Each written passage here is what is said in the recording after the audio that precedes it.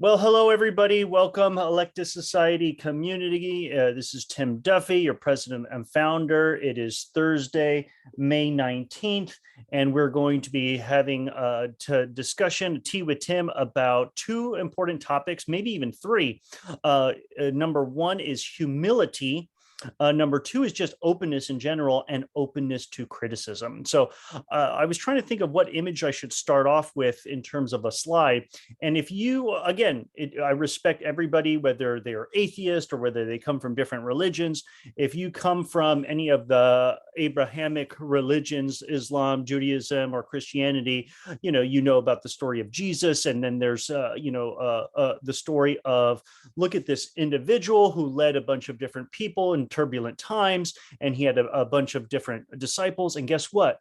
What are the things that he does is he wants to lead by example, and he says, I'm not above anybody else. I want to show you the way, and I'm going to wash your feet. And you just have one of the disciples saying, oh my God, like what the heck you're supposed to do, and you're not supposed to do that. And so to me, it was just a good metaphor for what I think that leaders need to have this quality in order to be successful. Some of the best leaders that I have ever followed, who I looked up to, did not put themselves above and say, ooh, I'm the head leader, I'm the boss, you follow me. It was quite the opposite. The moment that I had leaders in position that respected me, that viewed my viewpoints and perspective on equal levels to theirs, are some of the most amazing people I've ever met and that I wanted to follow. And we'll be talking with a lot of different examples of that leadership quality. So let's jump right in. So before we talk about humility, I think we should define it. So humility is defined as freedom of pride or arrogance. And what's arrogance? It's an exaggerated sense of one's abilities.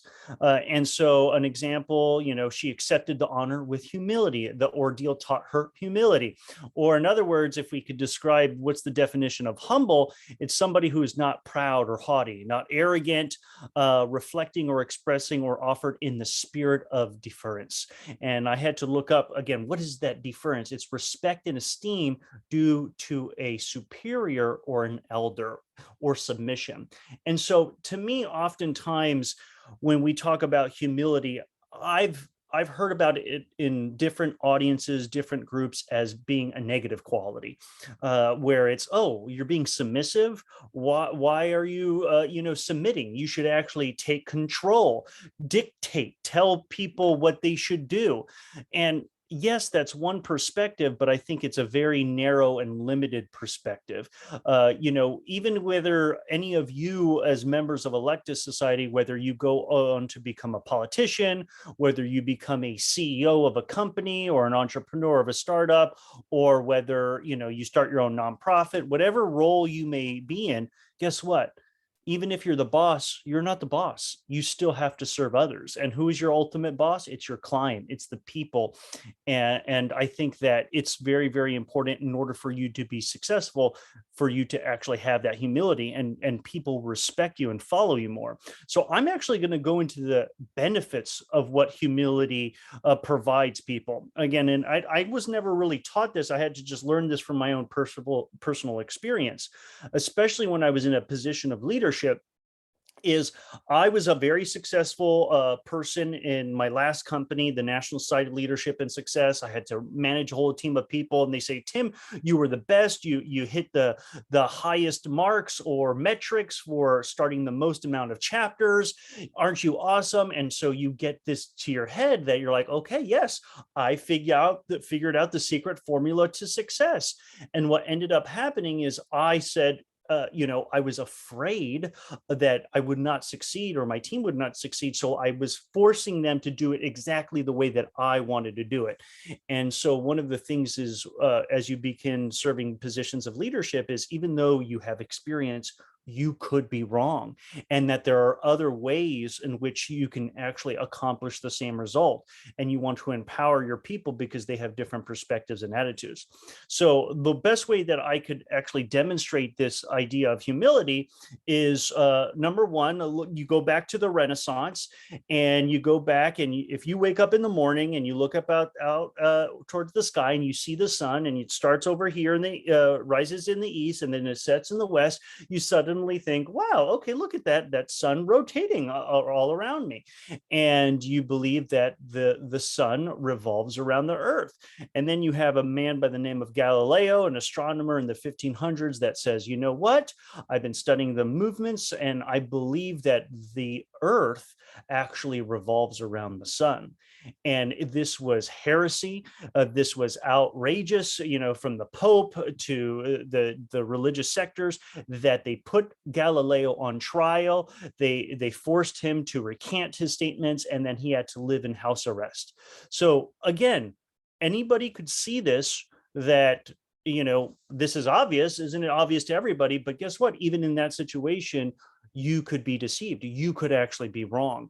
And it takes actually a big person to actually recognize that. And as you know, if you've seen in the orientation video, I love that quote from Socrates: the only true wisdom is knowing that you know nothing. And so the older I get, and the more experience, the amount of information that I thought of that I was accurate or correct about, I was actually wrong. And so it actually humbles you to realize that, you know what, don't act as if you know all and be everything that that you're all knowing and all knowledgeable, especially at this stage, is because there's always more that you can learn. So here's the second reason why it benefits to be humble: is you were lied to. You were misled, even in your earliest education. You all remember the story of Christopher Columbus, right? He was the person that discovered America. And you know what? You could be misled for several reasons: for simplicity, for personal gain, for propaganda. And what I discovered later on is this is an actual picture of Christopher Columbus. He doesn't look as smiley as the children's pictures that I read when I was a little kid. And we find out that he didn't even actually step foot on the Americas. He actually visited the Bahamas. And you could see those are the different voyages. And then as you read more and more into history, you're like discovering, well, Columbus, was regarded as a hero. And now you're discovering, well, actually, Christopher Columbus was looking for gold. And when he found the indigenous people, he actually enslaved them and said, hey, help search for gold. So things are a lot more complex and can be a lot more dark than what we have been taught. And so I think that's very, very important for us to be humble, because many times you can see things from the media, you read in the paper that this is fact, this is information, this is history. How dare you go against it, only to find out that more and more you're learning more information. So I'm actually going to share with you a video. Maybe some of you have seen this, or some of you haven't. Again, remember, all these videos and examples and illustrations that I'm sharing with you doesn't necessarily mean I agree with all of these points or these videos or these commentary, but I think I'm sharing them with you for the purpose of education. So Noam Chomsky is a famous author, and he is an expert in the field of linguistics. And so he wrote a book, and this was a video summary that was done about the 5 filters of mass media machine and propaganda. So I'm going to play it right now, and then I would like us to have a discussion on what insights you get from this, and what you can share from your own personal experience. So it's about 4 minutes long, so let's watch it. Beep, beep. Propaganda. Many use the word when talking about countries like North Korea, Kazakhstan, Iran. Countries viewed as authoritarian through the lens of the Western media. Press freedom, freedom of thought. People use those terms when talking about countries like the United States, France, Australia, democracies. In 1988, Noam Chomsky co-authored a book with Edward Herman called Manufacturing Consent. It blasted apart the notion that media acts as a check on political power, that media inform the public, serve the public, so that we can better engage in the political process. In fact, media manufacture our consent. They tell us what those in power need them to tell us so we can fall in line. Democracy is staged with the help of media that work as propaganda machines. Media operate through 5 filters.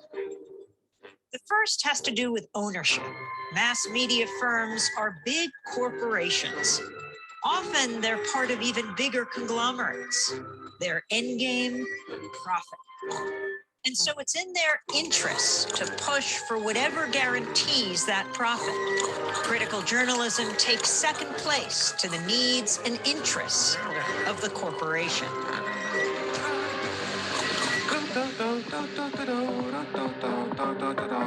The second filter exposes the real role of advertising.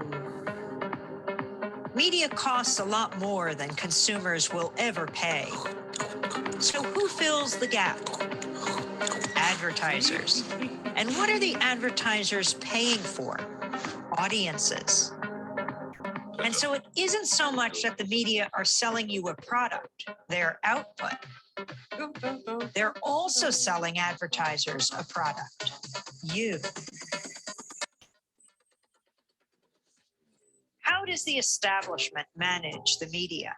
That's the third filter. Journalism cannot be a check on power because the very system encourages complicity. Governments, corporations, big institutions know how to play the media game. They know how to influence the news narrative. They feed media scoops, official accounts, interviews with the experts. They make themselves crucial to the process of journalism. So those in power and those who report on them are in bed with each other. If you want to challenge power, you'll be pushed to the margins. Your name won't be down. You won't be getting in. You've lost your access. You've lost the story. When the media, journalists, whistleblowers, sources, stray away from the consensus, they get flat. That's the fourth filter. When the story is inconvenient for the powers that be, you'll see the flak machine in action, discrediting sources, trashing stories, and diverting the conversation.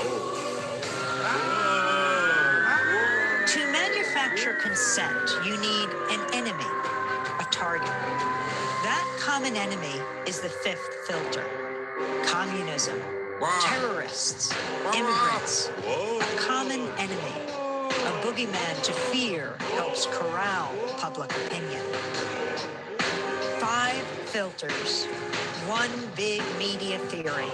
Consent is being manufactured all around you, all the time.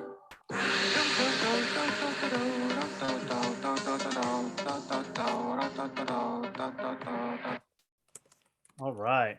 So kind of a trippy video with those cartoon characters, but I like to get some insight on what did you get from watching that video. So again, feel free to either unmute your microphone and whoever wants to share, please go first. I'd love to get your insights.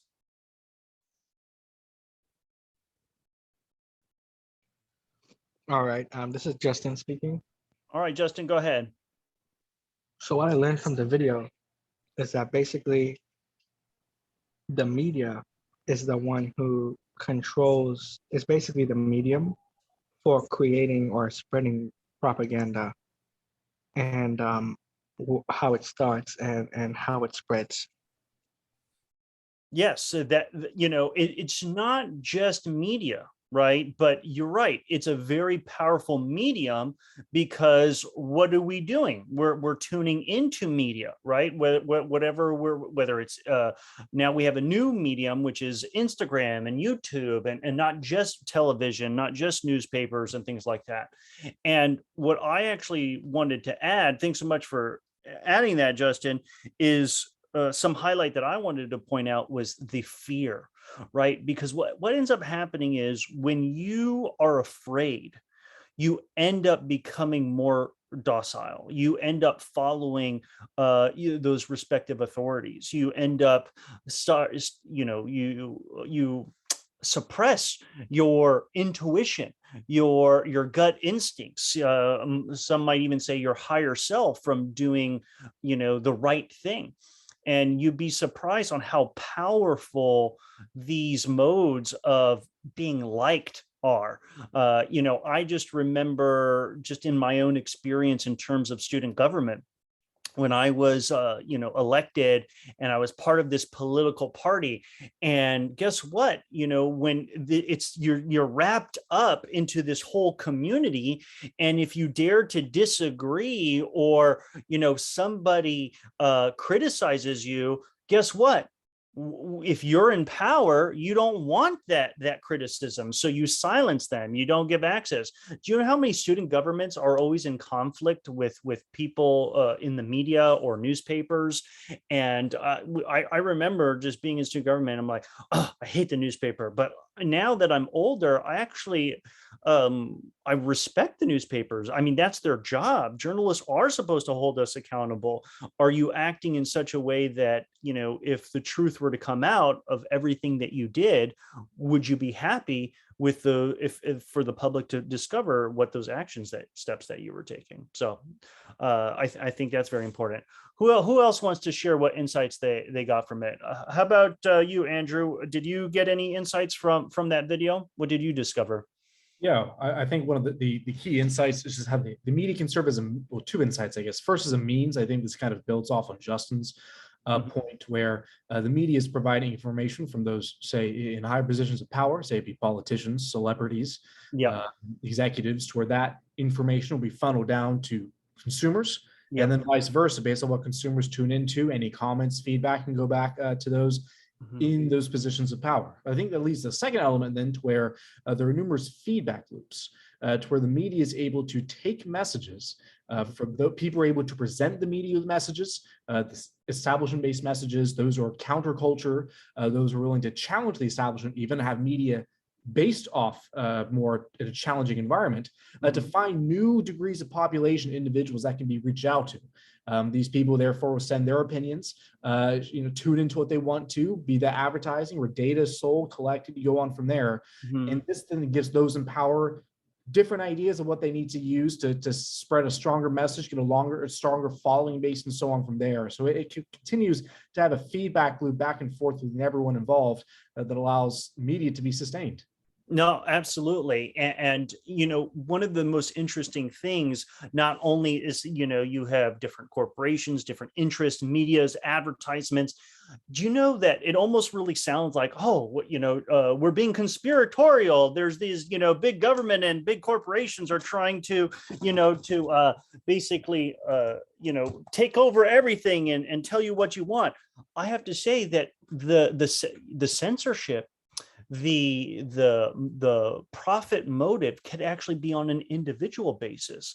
Imagine you are working in a pharmaceutical setting. My wife is a veterinary technician, and she has so many different stories of where veterinary technicians work in the lab where pharmaceuticals do testing on mice, and whether this drug is effective, how are they reacting, and the veterinary technician has the responsibility to determine, is this mice or is this mouse sick, and so therefore we need to put it to sleep so that it doesn't suffer.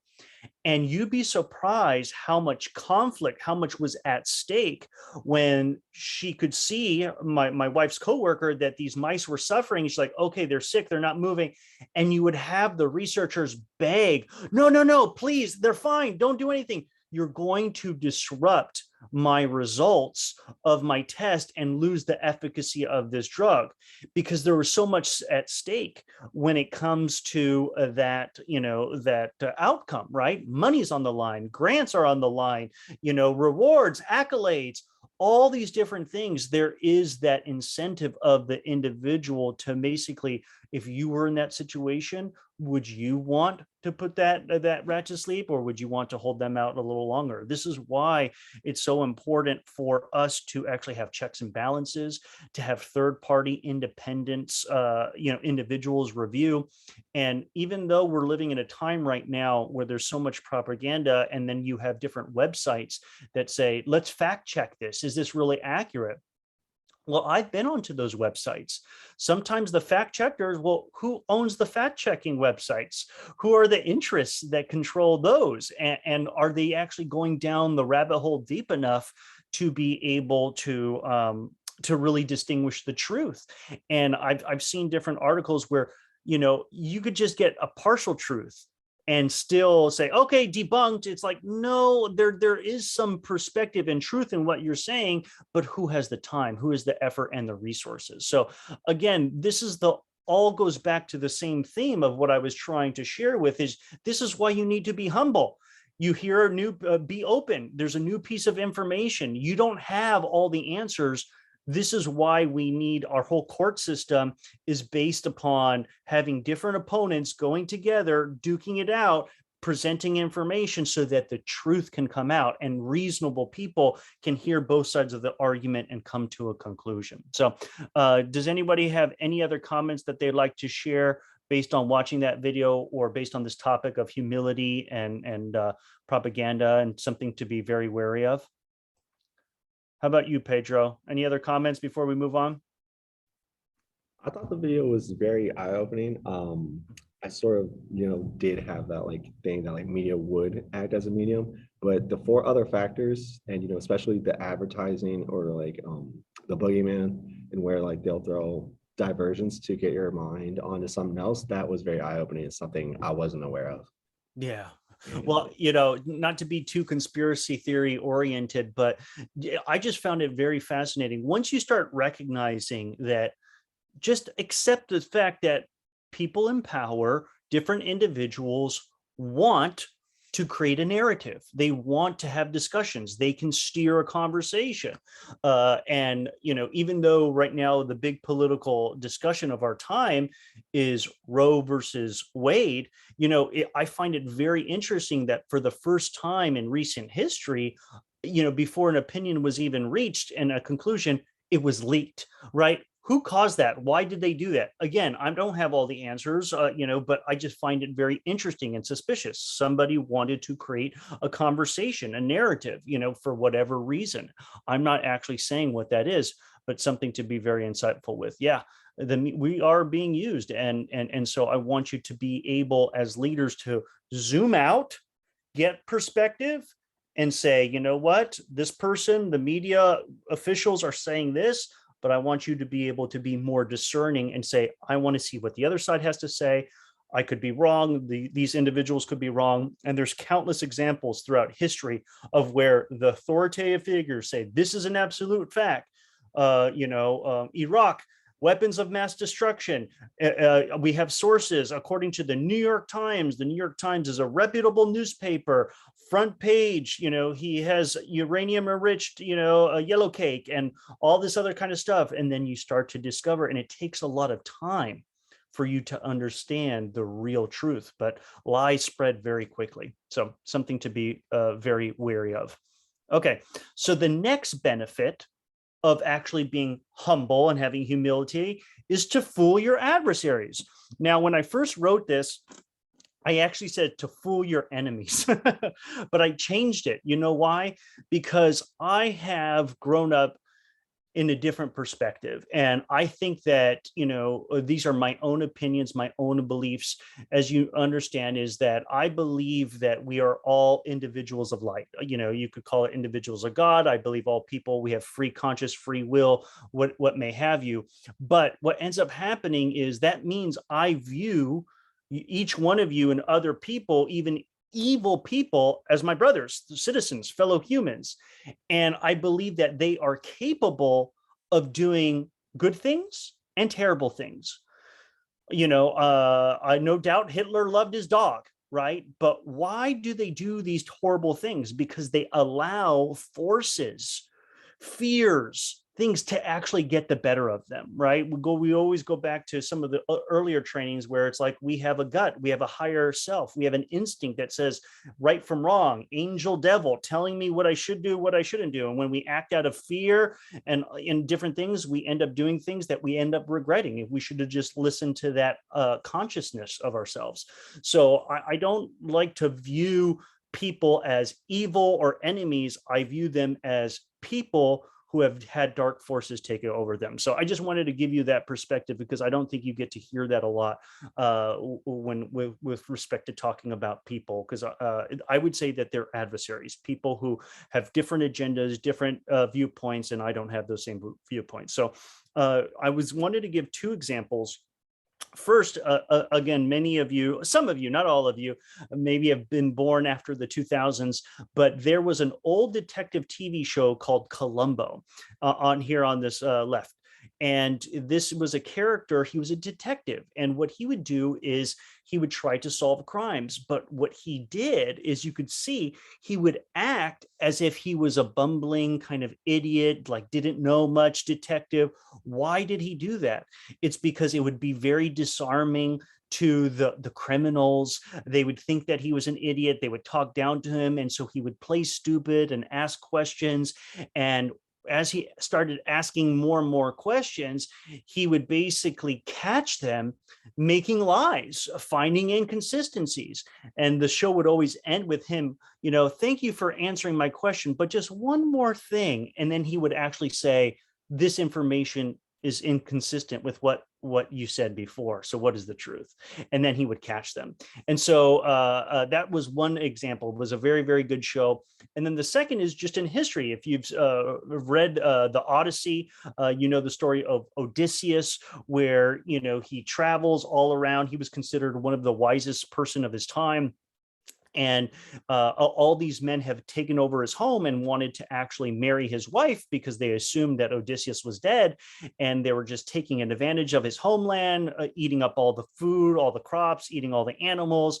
And so Odysseus was able to sneak in as this humble beggar, this old man, and you can see his disguise. And he asked them to devise a test to get all of these men who were trying to get a hold of his wife in a room to actually see whoever won this competition of shooting, putting a string on a bow and arrow and then shooting it through all these different holes, these axes.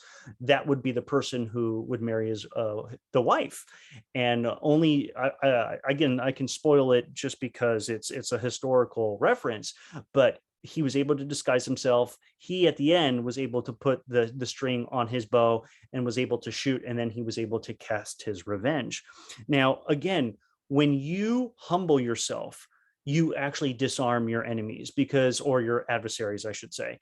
They tend to be very proud. They tend to be very arrogant. They feel that they're superior. And so if you try to come in saying, I know best, you're wrong, what does that do? It gets their defenses up, and then they'll just attack you. You can't win them. It's much better for you to use the Socratic method for you to ask questions and get them saying, oh, maybe you can explain this to me, and catch people in their own logic with their cognitive biases and inconsistencies.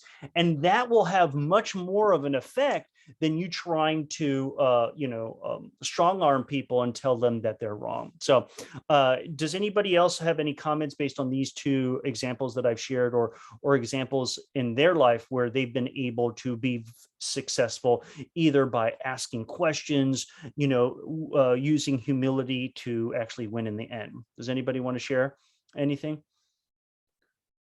How about you, Shaw? Do you have any other comments? Shaw, you can unmute yourself. Oh, maybe Shaw might not be available. What about you, Shania? What are your thoughts based on what I'm sharing so far? Shania, you there? Oh, there you are. Hey, Shania. Yeah. Hey, how are you? Good, good, good. Um, Honestly, I'm just like taking it all in. Yeah.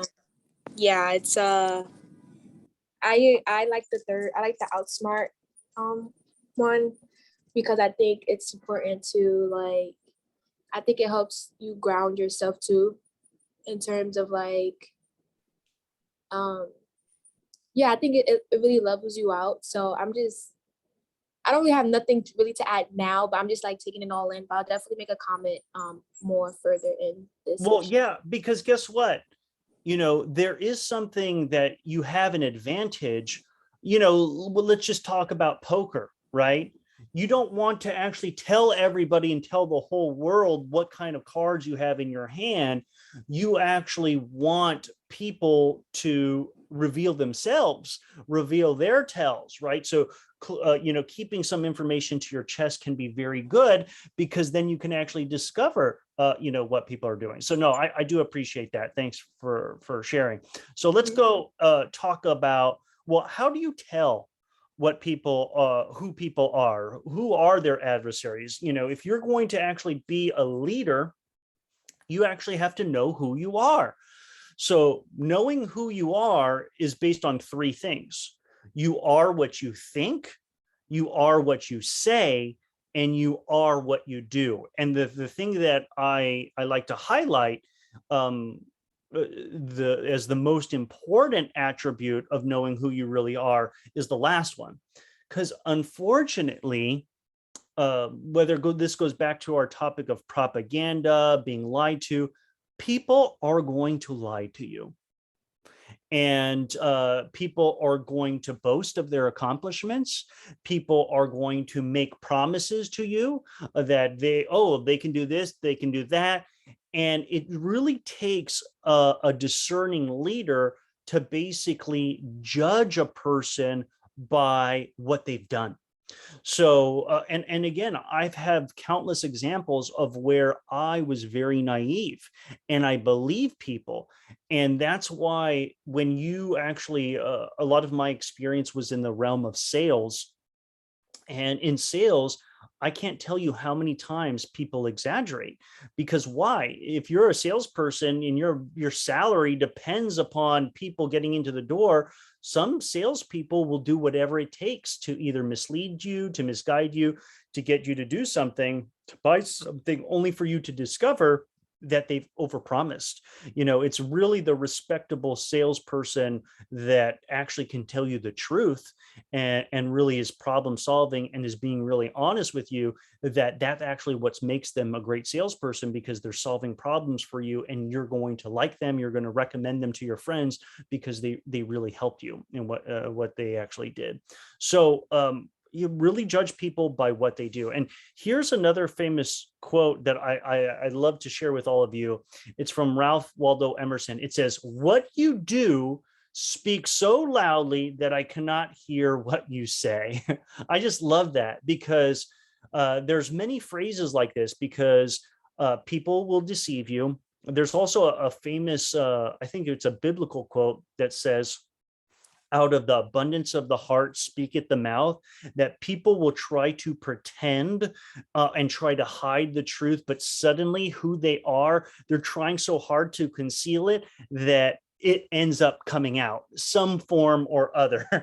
If you guys are watching the Amber Heard and Johnny Depp trial, I have to forgive me. I have been kind of getting sucked into it, not because of the drama of it, but because I find it fascinating from the relationship standpoint, from personality disorder standpoint, from the legal aspect of what you're supposed to do and what not to do in the trial. I watched these summaries, but I've actually seen testimonies of Amber Heard in 2016 when she was going through her divorce, and you could see the lawyers asking her questions, and you can see that she says something and she reveals it, and that she released some information to TMZ, and you could tell by her micro expressions that she's mad at herself that she actually revealed that information. So again, this is all part of you being discerning, discovering, that there are people that can mislead,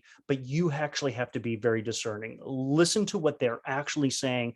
And even when they say things, really learn from what they actually do, because that will actually speak volumes. So we're going to do a little exercise right now. As you develop into leaders, and some of you are already leaders, I think it's very important for you to do a SWOT analysis. Now, some of you may be familiar with this. For those of you who are not, a SWOT analysis is a very easy, common thing that a lot of businesses will do to really evaluate themselves as part of an evaluation. When I was taking my business classes, when I was in college, we actually had to do a SWOT analysis, and I decided to do something different. Not only did I do a SWOT analysis of myself, but I actually asked people that I really care about, loved ones, to do a SWOT analysis of me. And what was very interesting by that activity, because I discovered a lot about myself. So we're going to just take 4 minutes right now. Grab a piece of paper, grab, your phone. You could even type it in the notes section, or, wherever you may put it. We're going to take a minute each, so a total of 4 minutes. In evaluating yourself as leader, what would you say are your strengths? What would you say are your weaknesses? What would you say are your opportunities? And then what are your threats or challenges? Sometimes they call it SWOT analysis instead of SWOT analysis. What are the things that will threaten you or be a challenge to you that will prevent you from becoming a successful leader? So take 4 minutes. I'm going to set my timer right now. Go.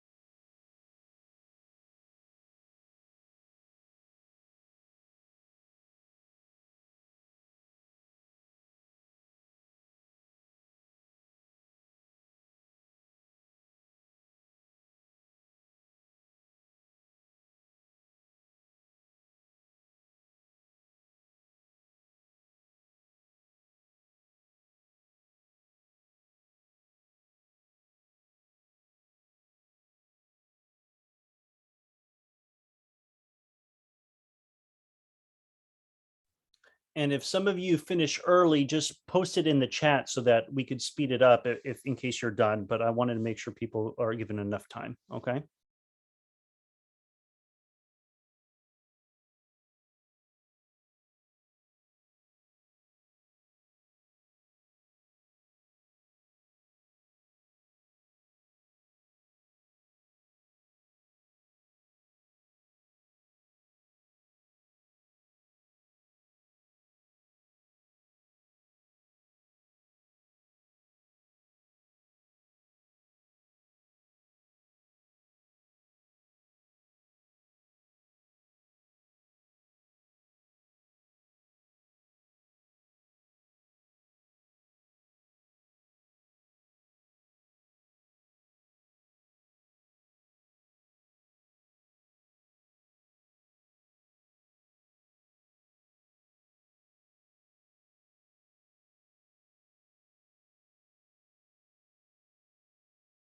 Okay. It's been 2 minutes, just giving you a time check.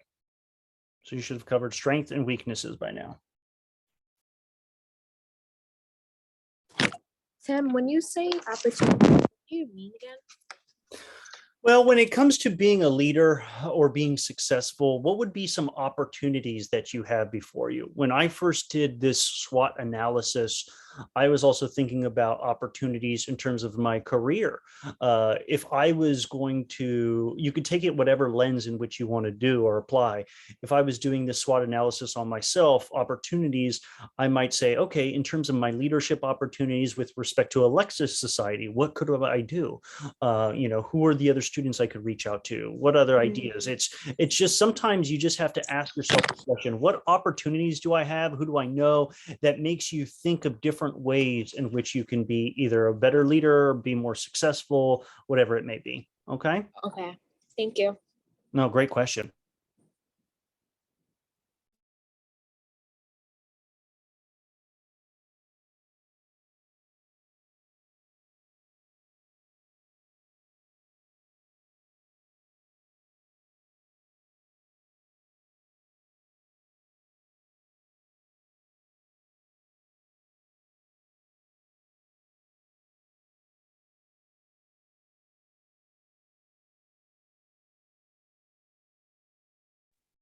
Twenty more seconds.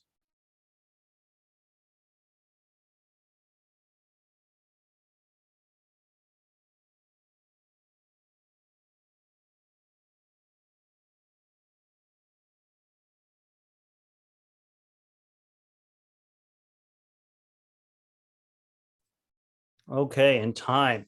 So first of all, thank you, Susan. Thank you, Ida, for actually sharing what you guys wrote down for some of the strengths and weaknesses, opportunities, and threats. And in terms of this self-analysis is very important, because what ends up happening is that it's just part of the first step of this process in order to be a leader.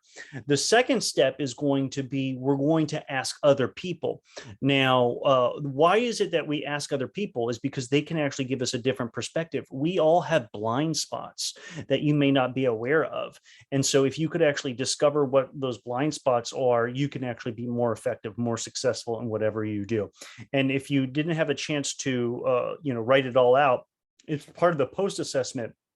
I do want you to write down what you discovered in your strengths, weaknesses, opportunities, and threats, so that you can add it. Okay, excellent. Thanks, Justin, for sharing yours. Fear of failure of not being perfect. Yes, I've been guilty of that 100%. That's why in that training about the, I think it's on the biggest challenge. No, it was getting promoted or how to get a raise. We talk about that aspect of that perfection. So something for you to actually benefit, Justin, if you haven't already seen that training about, as part of the bonus training. So let's keep going. Now, if you're going to be a leader, right? A leader is somebody with the ability to influence and persuade others for a common cause, goal, or purpose. So imagine you trying to persuade and influence other people. That involves you, everything about you, who you are, what you think, what you say, and what you do. Yes, even how you dress, how you present yourself, what the words you say, how you say them. Well, guess what? That's one part of the equation. The second part of the equation is how people listen to you. Now, here's something that I really, why I think that this is more of an advanced level of different executive leadership program, because I want to do a deep dive in terms of listening. Now, when I was doing my different programs and trying to, increase my level to be more effective as a leader. Again, I took a 4-month leadership course with Landmark Worldwide. I then had to become a coach, and then I became a head coach. And do you understand that I had to really discover this whole idea and principle of listening? And I even took communication courses. And so this is going to sound a little off, but it's actually, trust me, it's very intuitive once you recognize it. When people listen to you, okay, they're not just listening to the words that are coming out of your mouth. When they're listening to you, they are distorting what you're saying through the lens. Yes, we all have lens and perspectives. Maybe you've heard of it based on your background, etc. But what I want to say is they distort what you're saying based upon the past version of you, meaning you could have said something, you could have done something in the past, And what did that person do? They put you in a box. They say, okay, this is who, this person is. This is Ida, or this is Pedro, or this is Shania. And so now whenever you come into the room and you're going to say something, guess what? They're going to start thinking about the past version of you and interpret everything that you say. Now, I wish that wasn't the case, right? But it is. And so, and here's an image of a couple, right? And they're fighting or whatever it is. And this has happened so many times in my relationships, and I imagine some of yours as well, where you're not actually being present. You're actually not listening to what the person is saying. You're holding on to the past. So the reason why I bring this up is because in order for you to be an effective leader, you have to do two things.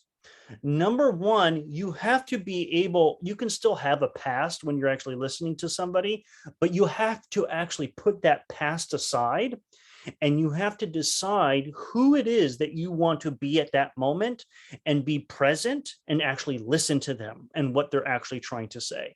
Now, if you have attended the training one about influence and persuasion, you would have learned, or if you're going to watch it later, you will discover that listening is all about hearing what the other person's saying and then repeating it back to them in a summarized version and then asking them if that was accurate. That's truly listening, right? It's what therapists do. It's what, a very effective technique, because guess what happens? That's how they feel and know that you truly listen versus just taking one piece of that or distorting it based on your bias.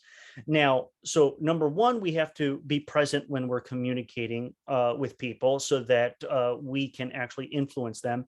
But what happens when you're talking with somebody and they're doing this? How can you erase that? You don't want them to listen to you from the past. You want to have them listen to you the present, and the more effective you are at eliminating and creating that, you will be able to be more influential. So I'm going to give you an example, and I know this is a little abstract, but it's worth following me. So just give it a listen. So what I want to share with you is anytime as a leader, you're talking with a group of people. This could be in your relationship, this could be at your job or with your coworkers. Instead of just jumping into the conversation, I want you actually to declare an intention, okay? Who do I want to be in this conversation right now? Okay, because I can tell you right now, if you're into a conversation with either a boss that you don't like or a friend that's annoying or whatever it is, when you come into that room and you see and interact them, who are you actually being in that moment? If I were to examine you with a microscope, I would say you're probably tensing up, you're preparing for some snarky statement, you're ready for battle. Who are you being right now? Defensive, argumentative, you're ready for battle. Guess what? They haven't even done anything to you yet. This is how you're entering the room.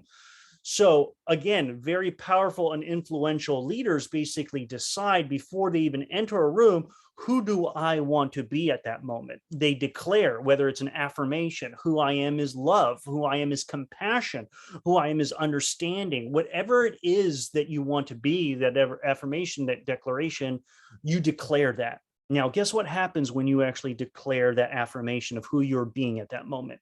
What I like to say is I use this analogy, are like creating a mist in a room. Okay. If you actually go into a room and say, who I am is love, compassion, and understanding, then what you're doing, I know this sounds a little woo-woo, but work with me here. You are releasing almost like an energetic field or like a mist in that room. And guess what? Everybody in that room is being affected by your way of being. And guess what ends up happening is if you declare who you are at that moment, let's just say if it's love, compassion, and understanding, guess what happens? The nature of the conversation changes within the people in that room. And guess what? This is something that I learned from one of my mentors. Once you declare that, once you're who you are as that person, and you do that in the room, guess what changes? It's not only you change you to that person, but there could be two other people in that room that suddenly you're now witnessing two people being very loving, compassionate, and understanding, even though you haven't even said a word. And the perfect example of this is there was a famous book, I think I mentioned this maybe in a previous training. It was called Never Split the Difference by Chris Voss, I believe his name was. And he's an expert FBI negotiator, and he does these studies. And one of the studies was about prison guards in, these prisons, and they could actually determine when would there be an increase in violence in the actual prisons. It had to do with the security guard that was on deck, right? The same prisoners, right, at different times of the day would be more violent based upon the individual security guards. Why? Because they hear a noise, they hear a ruckus, they get the baton, and they say, all right, someone's acting up right now. Who do you think they're being at that moment, right? Ready for battle, ready for argument. And guess what? It's emanating from them, and there would be more fights. However, the other security guards, who basically said, I'm just going to investigate, I'm going to figure out what's going on. Listen, they were able to resolve this situation. So again, very, very important concept, but something that I think that I wanted to share with all of you. And feel free to raise your hand if you want to comment on this, or to actually share with me what you're getting from this. I might just call upon some people. Justin, what are you getting from what I'm sharing with you right now? So basically what I'm getting is that first we need to diffuse the situation, or create that kind of environment that we want when it comes to listening to that person. Which means, let's say if the person is upset or angry, we need to consider how we approach this person, and let them know, hey, I'm here to help you listen. I understand you're upset. Basically, having the emotional intelligence to adapt to any given situation, and create that presence of wanting to listen to the person, Absolutely. And, Continue. and a good way, something you taught me was, a good way to go about this is, even asking the person, hey, do you want advice, or do you just need someone to listen to? Perfect, actually. No, 100%, right? Because we're always wanting to solve people's problems, and we want to give them advice without even asking them permission to actually share it. One of the things that, based on what you're saying is, right, what is that intention that you go into that given situation? Either compassion, understanding. You can create whoever you want to be in any single situation or any single conversation.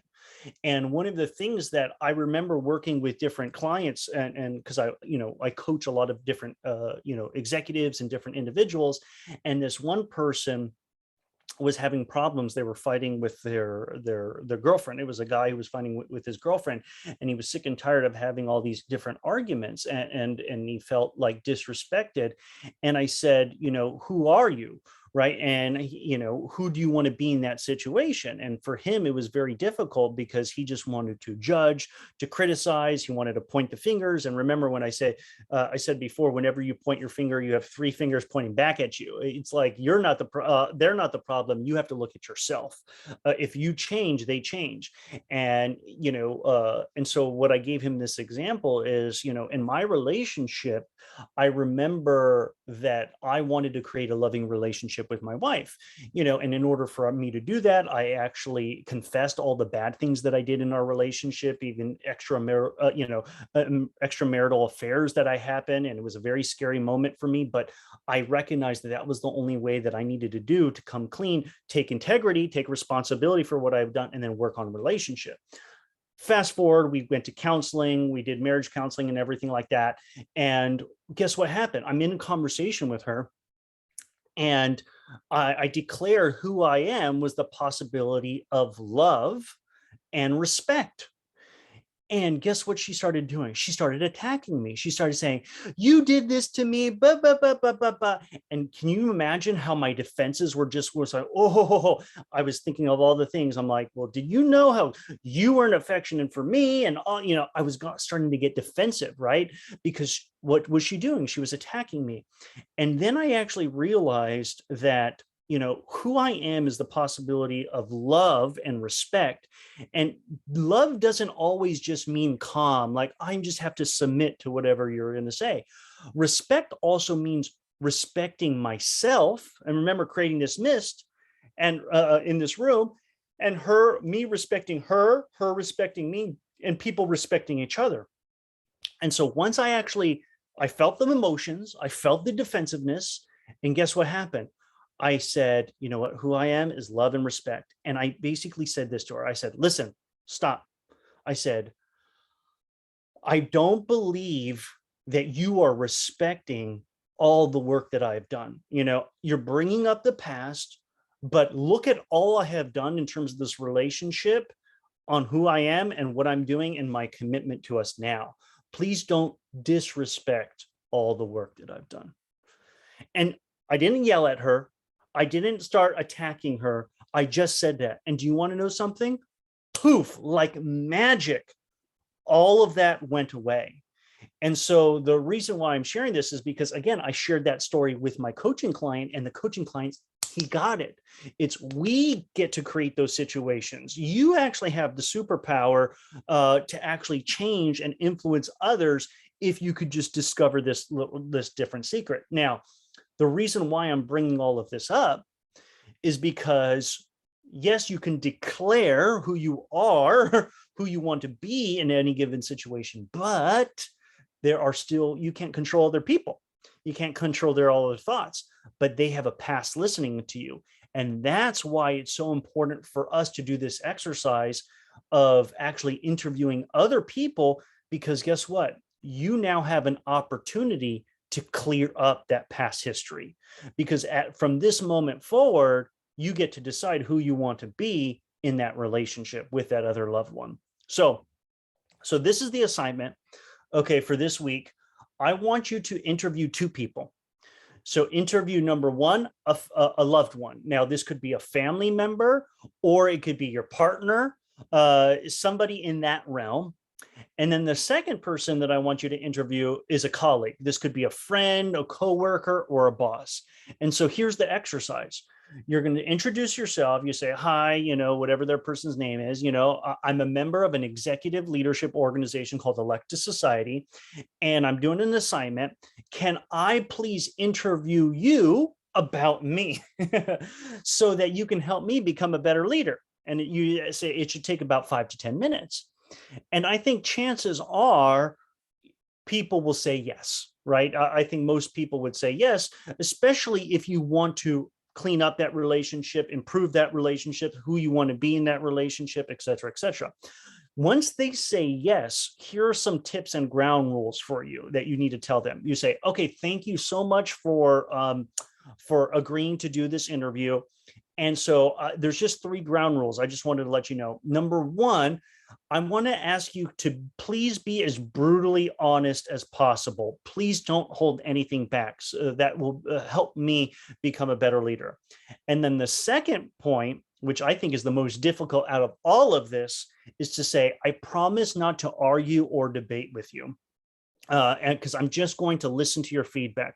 I'm here just to listen and to understand your perspective. You don't have to give quotes on perspective. I'm just telling you guys that, okay? Because that could be a little confrontational, right? You're almost invalidating what they're saying, but I want to understand your perspective, and I may just ask some questions to clarify. And then 3, I may take some notes to help me remember, and I can review later.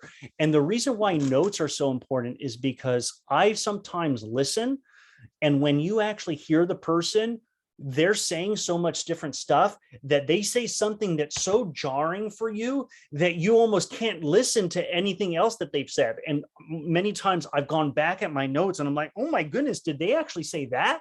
And I didn't realize. So do please take notes. And so let's talk a little bit about perspective. Now, How many of you have ever seen this photo before? Just raise your digital hand, or no, you raise your real hand. You've seen this before? If you haven't seen it, oh yeah, Susan, you've seen this before. What do you see? Do you see an old lady or a young lady? Either unmute yourself, let me know what you see. I'd like to hear it. I'm seeing an older woman in this photo. Okay, you see Pedro, you see an old lady. Andrew, what do you see? Both. I've seen the photo before. Okay, got it. And then I think Susan, Shania, have you seen this photo before?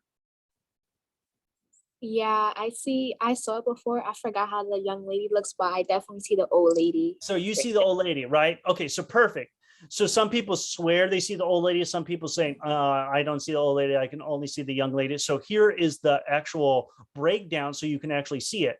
This is the young lady's face, right? Here's her nose, here's her ear, here's her hair, her eyelashes, and this is her jaw. Now, if you see the old lady's face, you say this is her eye, this is her nose, this is her pimple on her nose, this is her big nose, here's her mouth, versus the young lady, this is just a collar. Now, the reason why I bring this up, I first saw this picture in high school, actually. I was part of a peer mentoring group, and they were all trying to understand conflict. And because what ends up happening is so many people debate and argue, I see it from my perspective, I see it from my perspective, and you can't meet eye to eye because guess what? It's all through the lens through which they interpret. And so the reason why this is so important is because when you interview people, unfortunately, you have said something or have done something. And even though you may not have negative intentions, based on that person's life experience and what you say, they have now judged you. They have now an image of you. They have a perception of you. They have, a reputation. A reputation exists outside of you right now. Now, the reason why I could actually tell you, hey, don't pay any attention to those perspectives. You keep doing you, right? Brush it off, whatever it may be. But guess what? I would be doing you a disservice. Because I think that the only way for you to really understand yourself is to actually put on the different perspectives of what other people see you. And guess what? You build a reputation by what you say and what you do. And yes, that could be distorted. They could be inaccurate. But what I don't want you to get caught up in this interview, I don't want you to get hung up on saying, wow, they have this terrible image of me, or that's so wrong and that's so inaccurate. I want you to say, no, that's your ego trying to say, no, this can't be. I'm not that who I say I am. Just accept that this exists and it's a perspective they have. Now I ask you, who do you want to be? And then you have the opportunity now to clean up that reputation. And so this is what I'm suggesting what you do. Now, I had a debate with somebody, one of my close friends, and he said this quote to me. And he says, I am responsible for what I say, but not for what you understand. So it's not my obligation. And that, and my first thought was, I disagree with you, right? Right? Because guess what? We have our own judgments. But if I'm teaching about humility, I have to start off with leading by example. And I have to say, wait a minute, is what this person's saying accurate? Is this true? Do I have a responsibility for how people understand what I'm saying? So he basically says, no, I'm responsible for what I say. If they misinterpret it, that's their fault. It's on them. And I thought about that for a long time because it challenged my notion. And I actually see the benefit of that perspective. Why? Because it could be exhausting spending so much time worrying about what other people think, even if they're completely distorted, maybe they're completely hateful. And it's like, oh my goodness, how long am I going to, try to focus on getting you to understand me if, you refuse to understand, even though I'm speaking truth, I'm trying to be clear. And so I could understand that. So maybe it's a survival thing. I don't know. And the reason why I'm bringing this up is because I don't have all the answers, but I will give you my perspective. I actually learned and was trained that you take 100% responsibility for everything, right? And this is kind of like to bring in this notion of the butterfly effect. What you say and you do has an impact. And if you know, the chaos theory is like a butterfly flaps its wing here and it causes this little wind, this little vibration. But as you go out all the way, it could cause a tsunami somewhere else. That was the whole concept of chaos theory. But I just really like that concept because guess what? You have no idea what you say and what you do has an impact. And what even I'm actually inviting you to do, and this is what a lot of what I've been teaching here in Electus Society, is it starts with your thoughts. Because if you change your thoughts, then you actually are going to change what you're going to say. And when you change what your thoughts are and what you say, then it's going to change how you actually perform and what you do. So this is the questions that I want you to ask these two people. Now, remember, people are trained, this is going to sound terrible, maybe I'll be dramatic, to lie to you. They are trained to not hurt your feelings, but you don't care about not hurting your feelings unless you are really sensitive. So I understand that. I actually want you to realize that in order for you to get towards the truth, you have to dig for it, right? So whenever you ask this question is, what do you perceive are my strengths? Now use the word perceive because they may not know you. They could give you a response like, I don't know what your strengths are, just to say, based on your observations, what do you perceive my strengths to be? So that's all you can do is get their lens from their observations. Then they'll say, oh, well, I think you're very smart. You know, I think you're very, eloquent and you're very hardworking. Okay, got it. Then you ask them this question, is there anything else? And you pause and you wait. Now, people will actually most people will take a moment and see, is there anything else? And you'll end up finding there's more stuff. Well, I think you also dressed very nice. I think that you treat your wife very well in your interactions. I think, you love what you do. And so you start discovering more stuff that was way beneath the surface. Like, this was just the iceberg. Okay. Now, if you want to keep playing this game, you could keep doing it over and over again. Okay. Is there anything else? You don't have to keep saying it so that it sounds monotonous. You could say, okay, anything more? Anything else to add? You can use all those different synonyms or different phrases to get the answer. But once you've done it once or twice, for the sake of, you can then move on, right? Most other people will say, no, that's it. I feel complete. Then you move on. What do you perceive are my weaknesses? What do you perceive are my opportunities? Again, is there anything else? Is there anything else? And then what do you perceive are my potential threats to being successful, being a successful leader, or just being successful in my career, whatever the most valuable question for you. Now, remember how I told you in the beginning that I did a SWOT analysis of myself and that I analyzed a SWOT analysis. I asked for a SWOT analysis from people. So one of the people that I asked was my grandmother, who passed away many years ago. And I said, what are my perceived potential threats to me? And guess what she said? She said, women. And I'm like, what? What do you mean? She says, Tim, I noticed that we were in the parking lot of the grocery store and a beautiful woman walked by you and you said, oh, wow, what a beautiful dress. And you just commented it like that. And she says, you know what? I think that that's something that could be of danger to you, where you could be overly friendly and connection with women, and that you have to be very careful.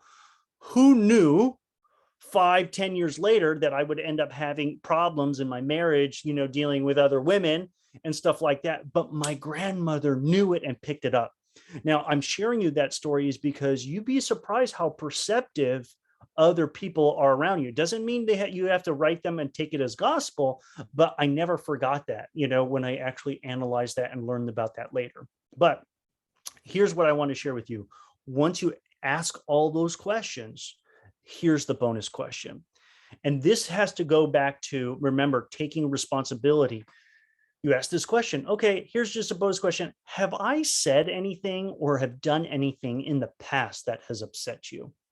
And then you stay quiet and you'd be surprised. So I remember I've done this to so many people, and guess what happens? Some people say, no, I can't think of anything. And then I've dug a little bit more.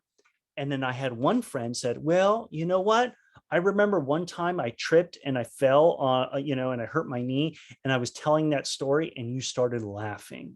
And I said, oh my goodness, like, I'm so sorry, that I didn't really know about that. I'm sorry that I've really upset you and hurt your feelings. Guess what I did in that moment? I'm releasing the pus, the animosity, the frustration, the misinterpretations, whatever it was, to say, you know what?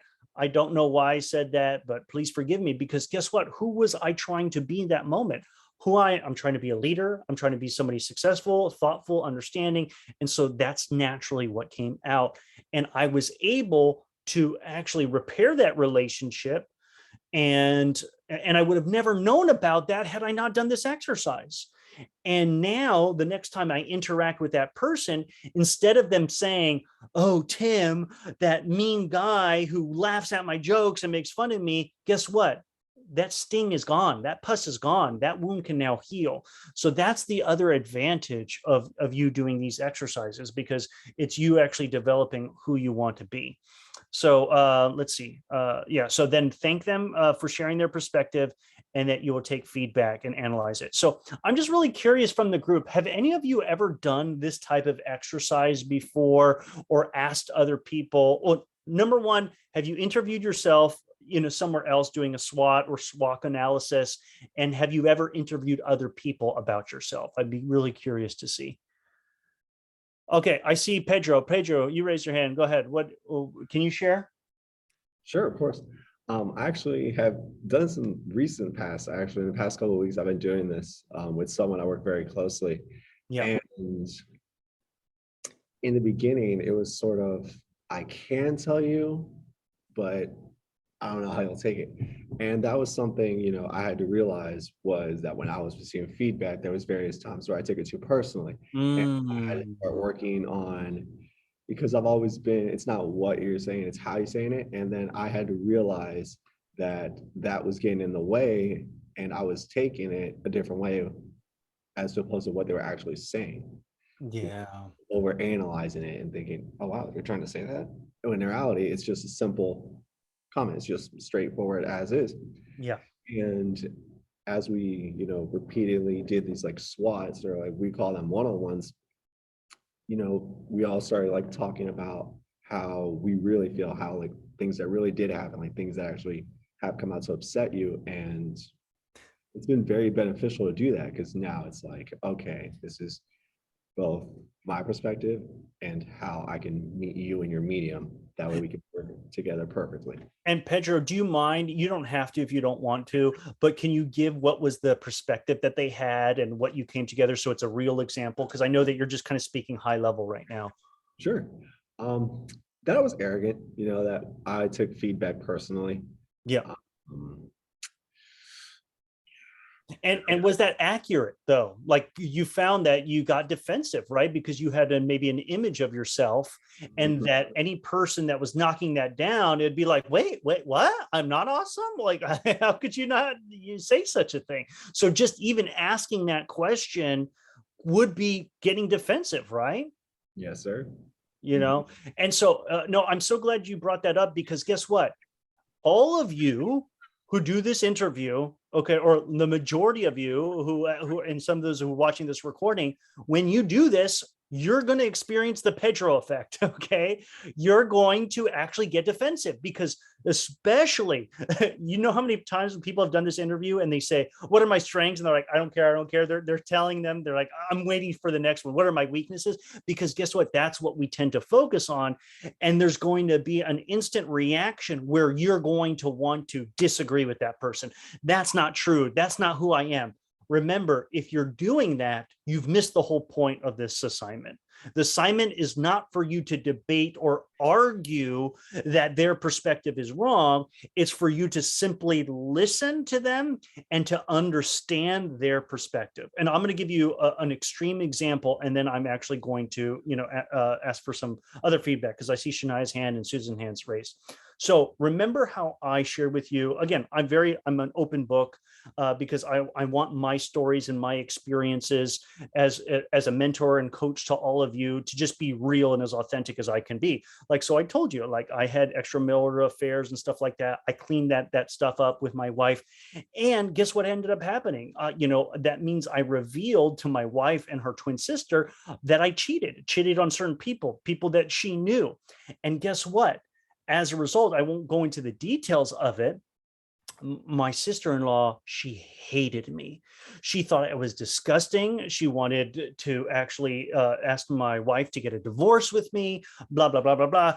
And there was one time I was in the car and we're talking with her, and she says that, if I have kids, I don't even want to have Tim, I don't even want you to be around my kids because I can't even trust you.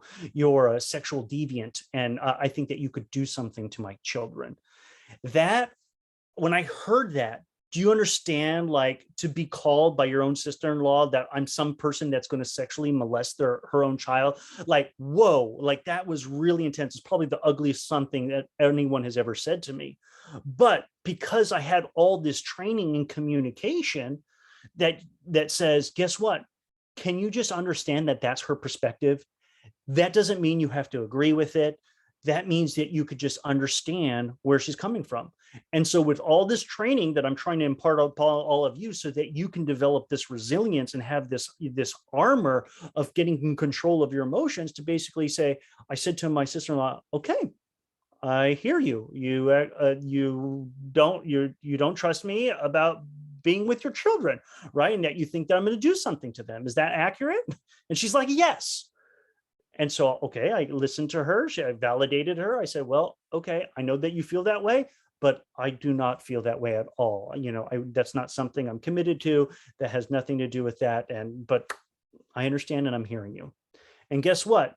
My sister-in-law eventually had kids. It's several years later. I'm Uncle Timmy. Her daughter loves me. We play, and so there is hope at the end of the tunnel. And so what I want to share with you is, can you talk to somebody who you completely hate?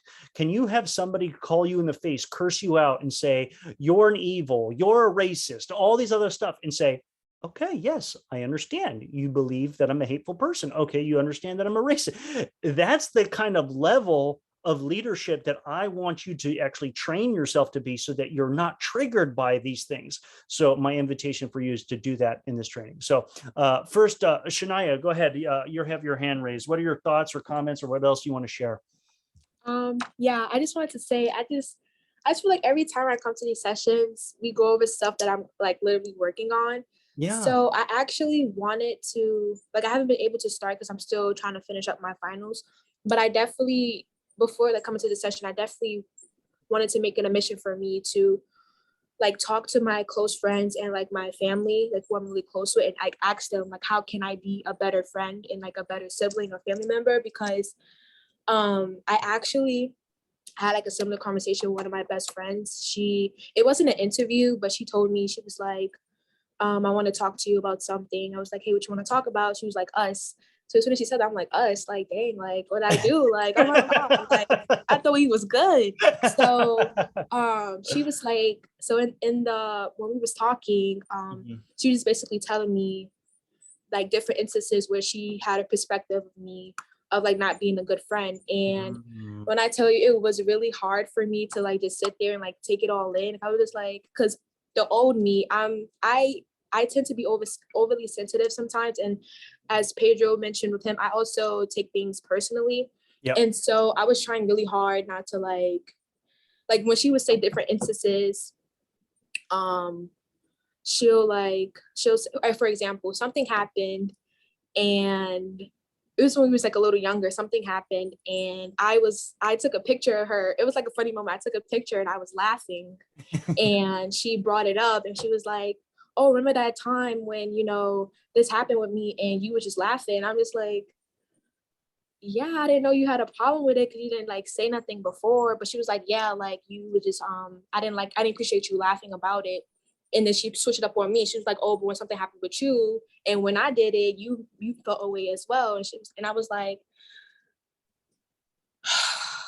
okay, it took hard for me to like really realize that. But at that moment, like, I really did appreciate her coming to me with these, like, how she felt about me or like what perspective she did have, because I already know, like, when she was saying certain things, I was starting to have like the self-reflect for myself, like, oh, okay, like I do understand what you're saying. Like, and I would tell her, like, I totally like, I feel you and I hear you out, because generally I do want to become a better friend. And I really do. I feel like her doing that instead of like stop talking to me completely. I think that I really, like, I told her, like, I really appreciate you for like having this conversation with me, because she didn't have to. She could have just said, okay, I don't like how you're treating me. I'm just stop talking to you. But that the fact that she did come to me, that's what makes me want to be more open and like having these more interviews with my friends and close family members, because I do want to become a better leader and not, be so overly sensitive. And when I do get like comments about like my weaknesses or like how I am and how I treat people. And so yeah, this really hit a lot, because No, 100%. No, and here, yeah. here, let me add something. No, first of all, thank you for sharing that and about your friend. And you're right. You know how much courage that takes for your friend to be able to share that upset her. And if you guys actually just understand this concept that, it doesn't matter what you say or what you do in the eyes of that other person, it's how they interpret it, right? So perception is their reality. It doesn't have to be your reality. So we talked about this before, Shania, where I believe we create our own hell. Why create a place for hell when people can create their own hell right here, on earth and in everyday situation. But here's what I wanted to share based on what you shared about your friend. That instinct of when your friend is saying, I said this and you laughed at me. Okay. She's actually communicating what? She's actually communicating that you've done something wrong. I had an expectation of you and you did not fulfill the obligation of as a friend to to do that. Now, she's actually explaining to you her perception. Now, I know you from Elective Society, you probably were just laughing, like, because you're a happy-go-lucky person, and you just laugh it off, right? Like, let's just. I'm kind of the same way. But now that you understand that you laughing has an impact upon that other person, and you discovered this in the interview, well, guess what? Now, Shania, and this is for other people who are listening to this, because this is going to happen, right? For your interviews as well, you're going to have to make a choice. And it always goes back to, well, who do you want to be at that moment? If you're going to be a person that says, oh, I didn't have that perceptive, you could actually listen, appreciate, and understand them. And then you can reaffirm your commitment, to being a good friend, and sorry that you felt that way. And, I apologize. Or guess what? You have the other option. You could say to your friend, right? Because remember, this exercise is just to get their perceptions for you. It's not for you to actually have a debate with them. You could ask for clarifying questions. And if you're having a lot of difficulty with what they're saying and you want to actually fight back and feel really hurt by it, my recommendation is that you schedule a meeting with me, because again, I could help train you and help guide you, just because I've coached thousands of people, doing all these different types of interviews, so that I could help maybe give you some understanding if you feel too triggered by that. But just imagine, going back to what I was saying before, you could have chose the other way, Shania. You could have said, you know what? You need to have a sense of humor. You need to calm down. You need to relax. All right. Friends tease each other. Get up. You could have responded that way, right? Because then who are you being in that moment, right? Who I'm being is a happy-go-lucky friend, right? But guess what? Is that what you really want to be? That may be more of your ego, and you're actually being hurt you actually have an expectation of her that she's not supposed to say things and that not accuse you of being a good friend. And now you're getting defensive. And so guess what happens when people attack us? What do? We attack back. We either put up a shield or we attack. So I'm really glad that you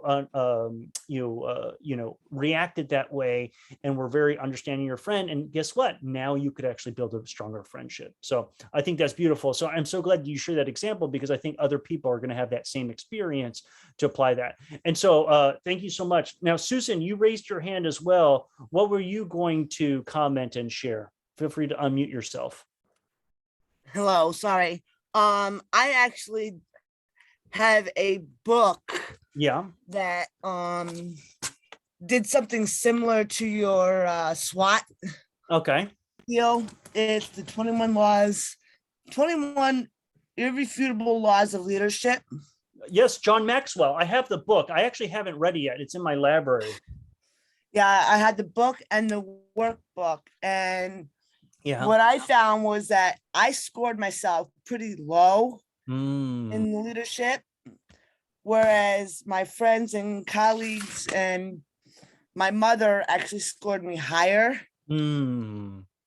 So I have, like, that's where I said some of my weaknesses is putting myself down a lot. Yeah, absolutely. Well, I mean, that's another benefit of doing this exercise is now who's more accurate with your leadership ability? Do you think it's the voice in your head, or do you think it's your friends and families?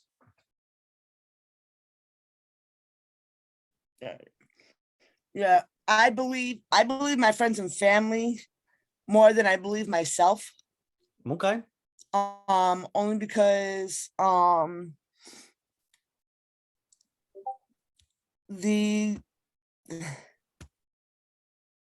have no belief in myself, Mhm. but as long as I have my support,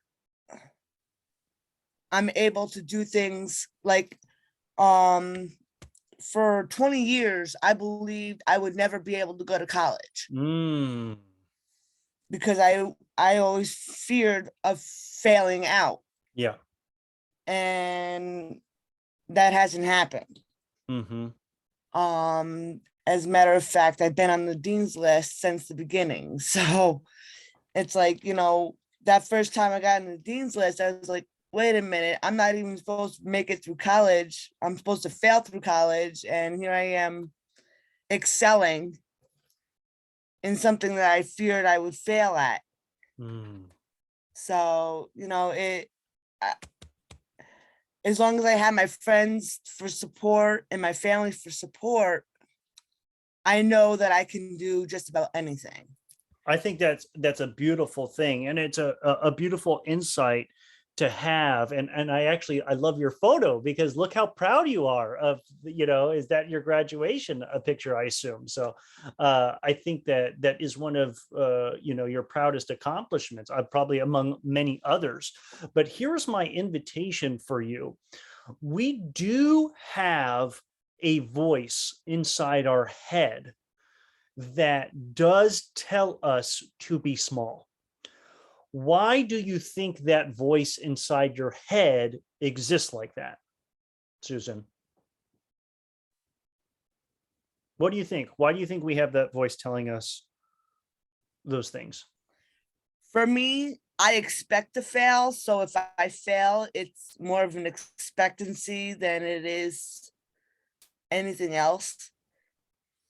Yeah, my girlfriend, my If wife you at the understand what I'm time. saying. No. What I was going to say is my girlfriend at the time, who later became my wife, she used to actually say that to me all the time when we were dating. She would say, you know what, I'm just going to assume that I'm going to fail, because then if I don't fail, I'm happy, right? Because then if I fail, then I'm not going to be upset or frustrated. So that's what I heard in what you're saying. So again, what we're doing, Susan, we all have that voice. I have that voice too. It's a way of protecting yourself from being hurt, right? It's a form of fear, false evidence appearing real, right? What if I don't happen? What if this doesn't happen? I'm not, maybe I'm not that good. Guess what? When you actually hear those thoughts, does that make you more likely to take bigger risks or likely to scale back and not take less risks? Susan, what do you think? I think for me, I take less risks because I'm a loner. Yeah, So yeah. So guess what? Now, if you take less risks, what ends up happening? You feel safe, right? You won't feel hurt. You won't actually be upset. So all these things that you're starting to discover is the voice is keeping you protected. Preservation, survival. Okay. Now, that you have to understand is just part of your life, but that's not who you really are, because you're much more than that voice that's inside your head that tells you to play small. Because just imagine this. What would happen if you were a baby chick in a nest and your mother was feeding you, all right, feeding all this food, you're getting nice and big, and you're scared to fly because you've actually seen your siblings fly out, flop, land on the floor. I mean, maybe I can even be more intense with this example. What if you actually see one of the siblings hurt themselves and pass away? Is that good? The voice is going to say, stay safe. Don't go out there. That's not fun. I could hurt myself. But guess what happens? You're not going to live life that way, you know? And so what ends up happening is the most beautiful thing that you could do is get outside of that nest, flap those wings, and do little baby steps like we talked about in the other example. Stop trying to fly and jump from this one branch to, and fly to the next tree. Why don't you just try opening up your wings and jump from this branch to a little lower branch, right?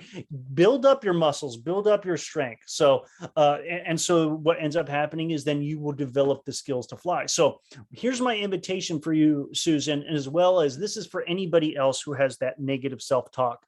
Remember, in the training, the biggest challenge leaders face in mastering success habits, one of them is the gratitude journal. Okay.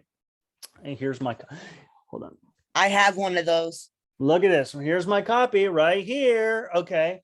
Now, again, this is several of them because this one's all blank because I have several ready to go because I buy a supply of them. Like I said, you don't need to buy one. You just need to handwrite it. And I'm so happy, Susan, that you have one. Yeah, I make a journal of like 10 things that I'm grateful for. Perfect. But here's the most important question that I think for your journal that I'd like you to write down. It's the affirmations. What is the story that you keep telling yourself every day of who you are, who I am? So if you're saying who I am is not successful, who I am is scared, who I am is a loner, well, guess what? You're going to get more of just that. I am a loner. That's what you're really saying. That's your affirmation that you're telling yourself every time you actually speak those words out loud. Oh, I'm very anxious. I'm anxious. I am anxious. I am anxious. That's the affirmation you're telling out. So again, you don't even realize it, but what we think, what we say, and then what we do. And so it all starts with here. So if you want to change the script because you have free will, you have a consciousness, you have the ability to choose, my invitation for you and all the other students is change the way you think, and that you start by doing that every morning. And that's going to slowly, through like the drip, Chinese water torture, it will, a water droplet over time could end up burning a hole over many years, right? And have this big gash. So you are creating who you are just by starting off with that every day. So do you have that commitment to keep doing that? Yes, I do. I always forget the affirmations. So, well, I wonder why. And now it's showing up, right? So I invite you to do that. So thanks so much, Susan. Let's see. So this is the interview. So I want everybody to do this. Set a goal for yourself. It's Thursday. Again, some of you may be watching the recording, get it accomplished within the next week. Now, this might be daunting. This might be overwhelming. Who do I ask? Start off with, if you're very nervous about asking people, text them, send them an email. Do not email the questions. Do not text the questions. That's cheating. because communication doesn't happen through text or email. It happens through the conversations. So that's the one rule. You could text them to say, hey, can I talk to you for a second? Are you free? I have a quick question for you. You get on the phone, you see them in person, and you say, I'm part of Electus Society. I'd like to do this interview about me. It's going to take 5 to 10 minutes to help me become a better leader. Would you be willing to help me out? They say yes. You ask the questions. Is there anything else after each thing? And then the bonus question, have I done or said anything that upset you? Again, it's their perspective. Don't judge them. Just understand you don't have to agree with their assessment. You just analyze it and take it with a grain of salt. It's an opportunity for you to analyze. And this is one more thing that when we were talking about this, and I think this is when Pedro was mentioning it before, where it's like, you had the friend that was criticizing you, that when you're arrogant or whatever it may be, people are going to say things to you and you're going to get upset. You are going to get frustrated. There's something about that person that bothers me. I don't like it. To me, here's my invitation to all of you. That is the moment that there is something inside of you that's telling yourself, this is a trigger. And I would invite you to figure out, why is this person bothering me? I did a lot of different spiritual readings and different books. And I read this one phrase that says, sometimes the people that you dislike the most, or you don't like about certain people, maybe there's something about them that reminds you of yourself. And I was like, wow, that's very, very deep and profound. And I have met people that I'm like, oh, I can't stand these people. It's because, guess what? Maybe deep down inside, psychologically, there's something about them that reminds me of myself that I don't like about myself. And so it's a great opportunity for you to analyze. Now, again, I can't be all of your therapist. I'm here as a coach to be able to help you, but there's a lot of apps and different services for that. But again, I'm here for all of you. If you do need to talk to somebody and want to analyze it, then please do so, and happy to share those findings. So at this point, that's the end of the training. At this point, does anybody have any questions or comments? I'd love to hear as we wrap up. And I actually posted the link in the beginning. I'll post the link again here in the chat. Let me see. Yep, that's the post assessment for you to fill out in order to get credit for this session. So does anybody have any questions or comments?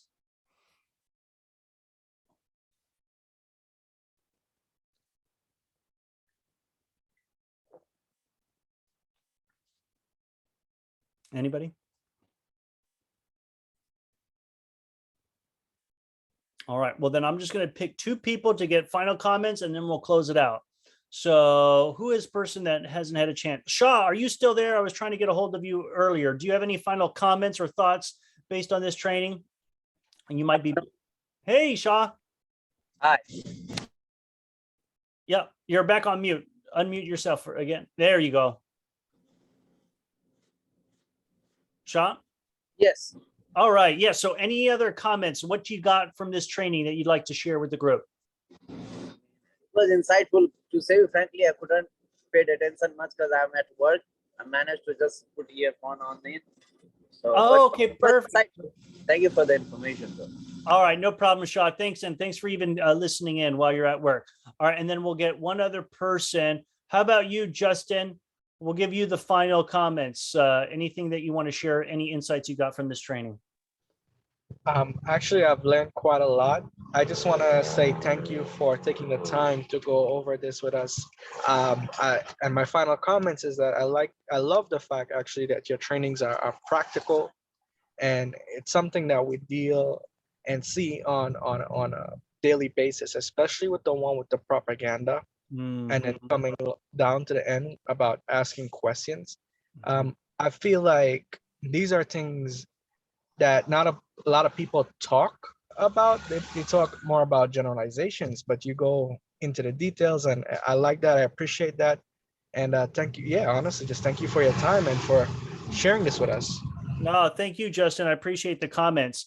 Now, I really love doing these trainings and having these discussions. And again, when everybody shares, it adds to the whole experience, you know. And again, I love the discussions, and feel free to disagree with me and give your perspectives. I love that. So let me actually share with you and everybody who's watching this recording on what to expect. You know, this is probably the final training for level 1 of Electus. Some of you, you know, were just recently added as members, so you have a chance to watch all these different videos. It's Thursday, May 19th. However, what we're going to be doing is a couple things.